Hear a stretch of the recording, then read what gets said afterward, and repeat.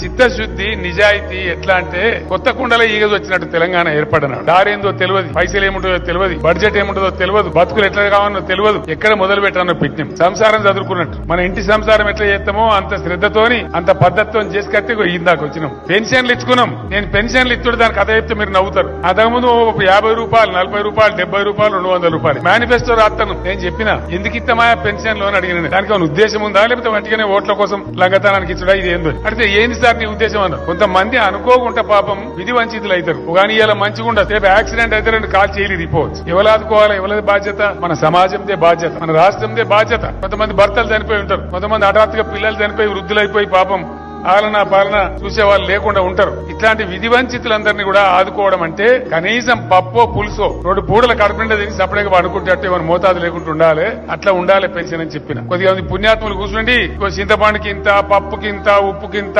కారానికి ఇంత అని లెక్క పెట్టి 650 రూపాయలు అయితే సరిపోతా సార్. నేను చెప్పిన ఈ పేదోళ్ళ కన్నా కోసరా 40,000 రూపాయలు పెట్టమని చెప్పిన. ఫస్ట్ ఎక్కువ పెట్టలే, 1000 పెట్టుకున్నాం. ఇంకొక మాట దయచేసి ఆలోచించాలి. నేనేం చెప్పినా మొన్న పెన్షన్ 10 రూపాయలు, 40 రూపాయలు, 70 రూపాయలు, 200 రూపాయల పెన్షన్ 1000లకు తీసుకుపోయిందే కేసీఆర్. ముందు 1,000 చేసుకున్నాం, తర్వాత 2,000 చేసుకున్నాం. బిక్కు బిక్కుమని బతికిన బీడీ కార్మికులకు, దిక్కు తోచకుండా ఉన్న ఒంటరి మహిళలకు, ఆదరణకు నోచుకోని వృద్ధులు వితంతువులకు, ఎటుగాని బతుకులకు ఏనుగంత బలమిచ్చి, ఎటుగాని బతుకులకు ఏనుగంత బలమిచ్చి తానున్నానని తెలిపిన తండ్రి కేసీఆరు.